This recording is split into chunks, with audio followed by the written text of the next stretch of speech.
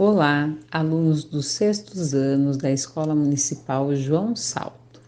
Eu sou Keila, professora de Ciências, e hoje eu vou auxiliá-los na apostila de Ciências, no livro 1, capítulo 5, Cadeias e Teias Alimentares, das páginas 28 a 33. Vamos lá? Nesse slide, nós vamos recordar um pouquinho a questão da estrutura e o funcionamento do ecossistema, como vocês viram na aula passada. Que ecossistema é o conjunto ambiental formado por uma ou mais comunidades capaz de produzir o próprio alimento. Lembrando que comunidade é o conjunto de populações de uma mesma espécie que exploram o ambiente, tá? Então, o ecossistema ele funciona com os fatores bióticos e os fatores abióticos. O que seriam os fatores bióticos? São aqueles que possuem vida, são os seres vivos, são aqueles que são os produtores, que nós vamos conhecer hoje, os consumidores e os decompositores. E quais são os fatores abióticos, né? A temperatura, luminosidade, né? A luz do sol, a umidade, os nutrientes, tudo isso, na verdade, faz parte dos seres não vivos, dos fatores abióticos. Então, como que consiste a estrutura e funcionamento? Inclui os fatores bióticos, que são os seres vivos, e os fatores abióticos. E ocorre uma interação entre esses fatores, vivos e não vivos. Por isso que nós vamos chamar de cadeias ou teias alimentares, porque eles envolvem, na verdade, toda a parte do ser vivo e a parte daquilo que eles consomem, dos seus nutrientes, aquilo que eles vão ficar junto no meio ambiente, é a luminosidade, né, a questão da temperatura, tudo isso envolve. Então, ocorre uma interação entre esses fatores. E ocorre também um fluxo de energia, quer dizer, a partir do momento que um organismo se alimenta do outro, né, como nós vamos ver na cadeia e nas teias alimentares, nós vamos perceber um fluxo de energia, tá? Então, vamos lá. Agora vocês vão pegar a página 28 da apostila, que é o início aí sobre o aquecendo e o pensando nisso, da página 28, como eu falei para vocês. Então, no aquecendo, vocês têm aí uma imagem, né, que vocês estão percebendo que são vários seres vivos interagindo com a questão do ambiente. Lembra que nós falamos sobre os fatores bióticos, que são os seres vivos, e os abióticos, que é aqueles fatores que ajudam, né, o desenvolvimento aí dos seres vivos. Então, nós estamos vendo aí animais, vegetais, nós estamos vendo a água, com certeza tem uma determinada temperatura, tem os nutrientes do qual eles estão se alimentando, tá? Então vocês vão olhar bem a imagem aí, a figura, e vocês vão fazer uma reflexão nesse momento do aquecendo e no pensando nisso. Então preste atenção. Ó, o aquecendo. Os seres vivos necessitam de alimentos para viver e as relações alimentares entre eles são diferentes. Você sabe como os seres vivos obtêm os seus alimentos? Na figura ao lado, quais os seres vivos que se alimentam preferencialmente de vegetais? Então vocês vão ver quais são esses seres vivos que se alimentam aí preferencialmente de vegetais, e vocês vão ver aí as relações alimentares entre esses seres vivos. Vão pensar um pouquinho sobre isso. E no segundo momento, a figura ao lado ilustra essas relações alimentares. Quais organismos dessas figuras, né, dessa figura, produzem o seu próprio alimento? Então, nós sabemos aí que tem seres vivos que produzem o seu próprio alimento. Vocês já sabem isso antes da Pro explicar para vocês? Vocês se recordam lá do quinto ano, quando vocês já tiveram um pouquinho sobre a questão de cadeia alimentar, que nós temos os seres produtores, consumidores e decompositores? Vocês sabem quem é que produz seu próprio alimento? E vimos que cada espécie forma uma população diferente, e diversas populações em interações constituem uma comunidade, que é da aula passada.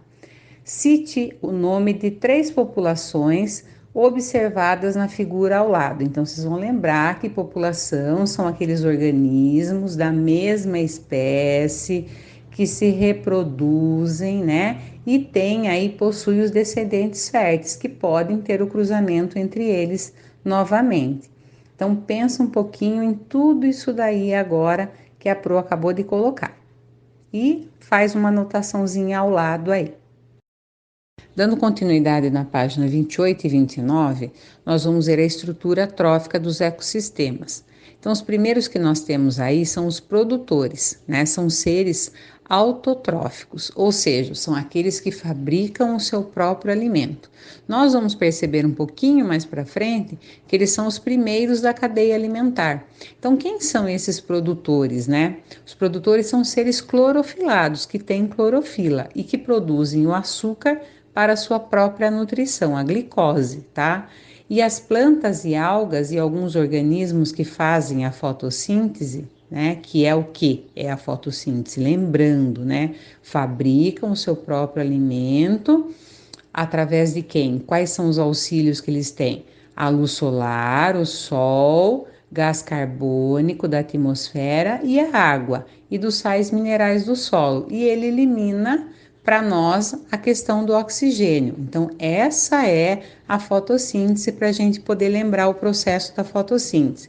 O que é a fotossíntese? Né? A fabricação aí do próprio alimento desses seres produtores, que eles precisam do sol, gás carbônico, água e sais minerais. E o que eles dão em troca de tudo isso nesse processo? O oxigênio, a eliminação do oxigênio. Na página 29, nós vamos ver aí sobre os consumidores.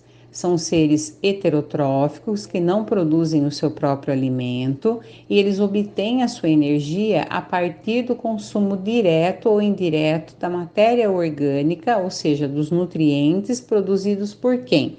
Pelos seres autótrofos. Quem são os seres autótrofos? Nós vimos no slide anterior, que são seres vivos, né, que produzem o seu próprio alimento por meio da fotossíntese, como nós vimos aí no slide anteriormente.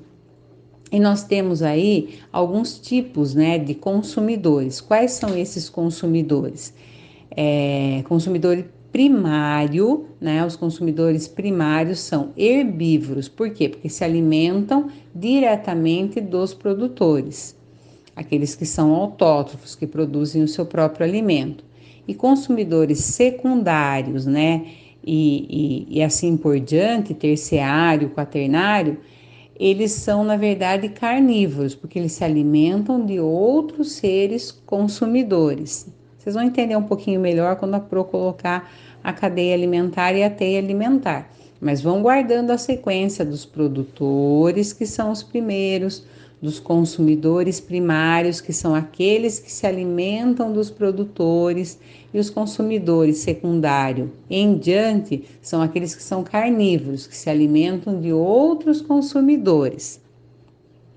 E os consumidores aí eles podem ser predadores, que está na apostilinha de vocês, eles alimentam de outros animais, né? Parasitas que vivem tanto dentro quanto fora do corpo, né? Do hospedeiro, como é o caso que vive fora o piolho e carrapato, por exemplo, e os detritívoros, que são aí o exemplo que a apostila coloca para gente dos urubus, né? Que se alimentam de animais logo após a morte deles, né? Que vão ficar aí em decomposição, tá? E a apostila traz também alimentação mista.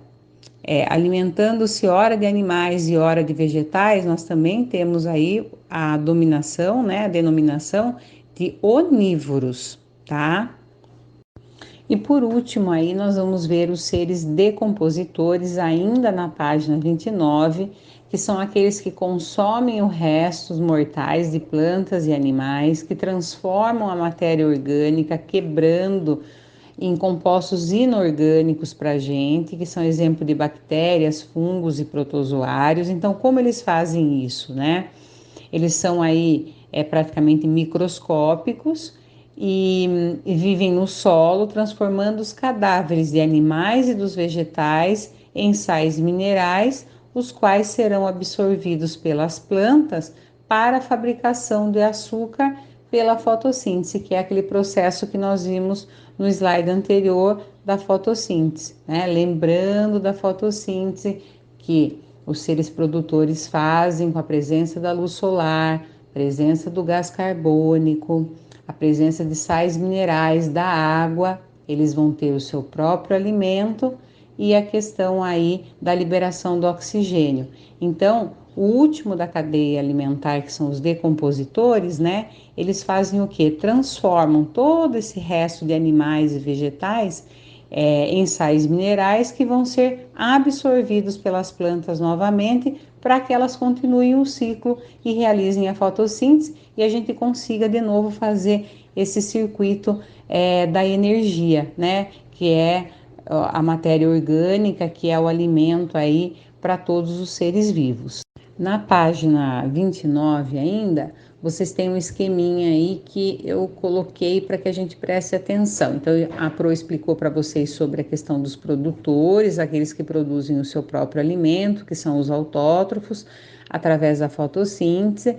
Aí nós temos os consumidores, que é o consumidor primário, sempre ele vai ser herbívoro, né? Porque eles se alimentam desses produtores. Os consumidores secundário, terciário e quaternário, eles são carnívoros. E por último, nós temos aí os decompositores, aqueles que na verdade vão de novo, né, fazer a transformação que eu falei para vocês, desse resto, né, de vegetais e animais em sais minerais, no qual as plantas vão absorver novamente para a fabricação da fotossíntese, através da fotossíntese do processo. Tá? Então, esse aqui é o esqueminha de tudo aquilo que a Pro falou para vocês no slide. Agora eu estou reforçando através do esqueminha, tá? Espero que tenha ficado claro. Agora, na página ainda 29, nós vamos colocar tudo aquilo que a Pro explicou dos produtores, consumidores, decompositores, tudo dentro da cadeia alimentar. Então, prestem atenção. O que é a cadeia alimentar ou cadeia trófica? É um processo de transferência de energia alimentar através de uma série de organismos. Então, o que ele quer dizer com isso, né? Que uma série de organismos entre os quais há uma transferência do alimento de um para outro, né? Desde os produtores até os decompositores. E cada espécie de organismo ocupa um nível alimentar. Então, eu coloquei aí para vocês um exemplo. A base da cadeia alimentar é um produtor, no caso aí a grama, daí eu tenho a vaca que se alimenta dessa grama e depois o homem que se alimenta dessa vaca. Perceba que a flecha sempre é, né, em sentido aquele que se alimenta, tá? A direção dela. Então a grama, aí eu tenho a vaca, então a seta em direção à vaca. Depois eu tenho a vaca, seta em direção ao homem, o qual se alimenta da vaca. E aí eu tenho, na verdade, cada um ocupando um nível alimentar. Outro exemplo que nós temos aí é o da própria apostila que eu coloquei para vocês. Então, eu coloquei aí o ser produtor, né, que eu tenho aí um vegetal, o consumidor primário, no caso aí um besouro, né, um inseto, aí o consumidor secundário tem o sapo, o consumidor terciário eu tenho a cobra e o consumidor quaternário eu tenho aí esse gavião. Então perceba que o primeiro que é o produtor é aquele que produz o seu próprio alimento. O consumidor primário, ele é sempre um herbívoro, porque ele está se alimentando desse ser produtor. Os demais, né, consumidores, eles são carnívoros, como nós já vimos. E por último aí, nós temos quem? Os decompositores, tá? Que fazem toda a reciclagem, transformando, né, em sais minerais, como nós falamos, tudo aquilo que é absorvido depois para as plantas, para continuar a questão da cadeia alimentar. Então vejam aí que pelas setas, veja que eu coloco lá embaixo para vocês, pelas setas observa-se que os cadáveres de todos os níveis alimentares sofrem a ação dos decompositores, transformando em sais minerais e eles são absorvidos do solo aí, né, pelas plantas. Como eu falei para vocês, vai ter um novo ciclo da cadeia alimentar, tá? E ainda aí na apostila, em quaisquer cadeia alimentar que nós temos, é importante a manutenção do equilíbrio em todos. Então, nós temos que ter um equilíbrio, porque se eu tenho um desequilíbrio de um aumento de um animal, né, ou a diminuição de outro, eu estou em desequilíbrio. Então, olha o que ele coloca para a gente aqui: é importante a manutenção do equilíbrio em todos os níveis. Na cadeia citada, que é o caso que vocês estão vendo aí, caso diminuísse o número de gaviões, né, provavelmente aumentaria a quantidade de cobras. Por quê? Porque daí se eu tivesse diminuído gaviões, eu não teria tanta cobra para se alimentar, tanto gavião para se alimentar da cobra. Então, daí aumentaria a quantidade de cobra. Mas consumidores terciários provocariam redução acentuada do número de sapos, provocando um aumento no número de insetos e assim por diante. Então, eu não posso ter um desequilíbrio na cadeia alimentar. Eu tenho que manter um equilíbrio desses animais, né, se alimentando dos outros animais, uma transferência de alimento, desde os produtores até os decompositores, e não pode ter um desequilíbrio se não tem um aumento ou uma diminuição, como ele deu exemplo para nós agora na apostila. Na página 30, então nós vamos ver agora o que é uma teia ou rede alimentar.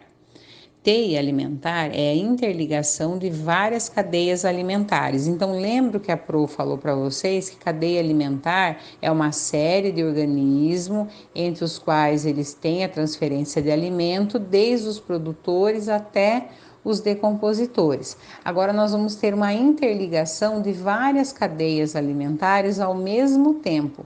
Isso é interessante porque nesse conjunto, né, de várias cadeias alimentares, cada nível alimentar pode ser ocupado por mais de uma espécie.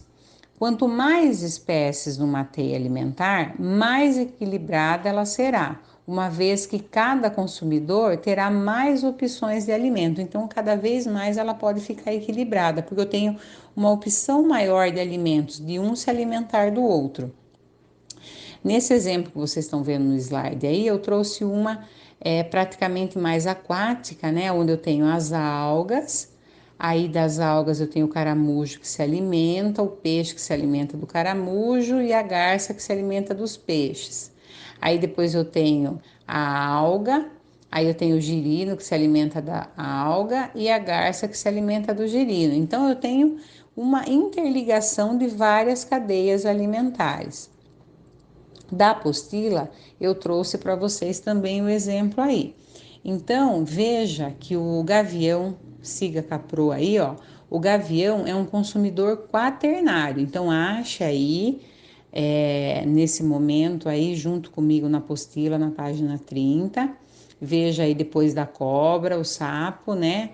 O gavião, ele é um consumidor quaternário, quando ele come a cobra. Ele é terciário na outra cadeia alimentar, quando ele se alimenta do lagarto. E ele é secundário quando ele está se alimentando da cutia na outra cadeia alimentar aqui embaixo, na qual ela se alimenta do vegetal, tá? O carrapato e o piolho, eles são parasitas. Lembra que nós falamos também sobre a questão dos parasitas. O primeiro é o consumidor secundário e o piolho é o quaternário que nós estamos vendo lá em cima. Tá? Então, eles ocupam ao mesmo tempo vários níveis. Na teia, eles ocupam vários níveis ao mesmo tempo. E o que dá é um equilíbrio maior, tá? Para essa, uma opção maior de alimento e dá um equilíbrio maior nessa teia alimentar com as cadeias. Ainda na página 30, eu tirei para vocês aí o trechinho, né? Para que a gente possa finalizar a página 30, onde vocês estão vendo uma pirâmide, tá? No qual cada um dos degraus representa um nível alimentar. Então, eu começo lá pelo capim, né, pelos vegetais, depois eu tenho o inseto, que é o caso do gafanhoto aí, depois eu tenho o sapo, a cobra e o gavião. Então, qual é a relação que eles fazem com a questão dessa representação da cadeia alimentar por uma pirâmide, né, na qual cada um tem o seu degrau e representa um nível alimentar, um nível trófico. Os animais maiores são tão poucos que não servem de alimento para outras espécies. Se tivéssemos mais gaviões do que cobras, em pouco tempo as cobras sumiriam e os gaviões teriam que procurar pelos sapos, né? Porque daí as cobras sumiriam, eles teriam que procurar pelo sapo ou eles teriam que deixar a região para ir em outra região. Os produtores ocupam a base, tá, da pirâmide, seguindo pelos consumidores que são os herbívoros, né? Consumidores herbívoros, no caso o inseto, aí o gafanhoto que ele está representado. Depois pelos consumidores secundários, que no caso é o sapo, terciário a cobra e o gavião quaternário, tá? Cabe lembrar que geralmente com os degraus da base são maiores e neles os organismos são pequenos e mais numerosos. Então, eu tenho grande quantidade de inseto, grande quantidade de capim, porque eu tenho mais, né? Eles são pequenos e eu tenho um número maior. Enquanto as espécies acima do topo da pirâmide, eles são maiores, como é o caso do gavião, da cobra, e em menor número, tá? Então, qual é a relação que ele faz sobre essa questão da pirâmide, que representa, os degraus representam o nível alimentar? Os predadores em relação às suas presas, tá? Então, aqueles que vão caçar suas presas, eles são maiores, eles vivem mais e se reproduzem menos. Essa é a relação. Finalizando, eu deixo para vocês então atividades da apostila. Na página 31 vocês vão fazer o 1 e o 2. Na página 32 vocês vão fazer o 3, o 4 e o 5. E na página 33 vocês vão fazer o 6 e o 7, tá? Os exercícios. Espero que vocês tenham entendido. Bons estudos, uma ótima semana. Qualquer dúvida, eu, professora Keila da sala do sexto ano e a professora Silvia das demais salas estamos à disposição, tá? Fique com Deus. Espero que todos estejam bem. Uma ótima semana. Um abração a todos.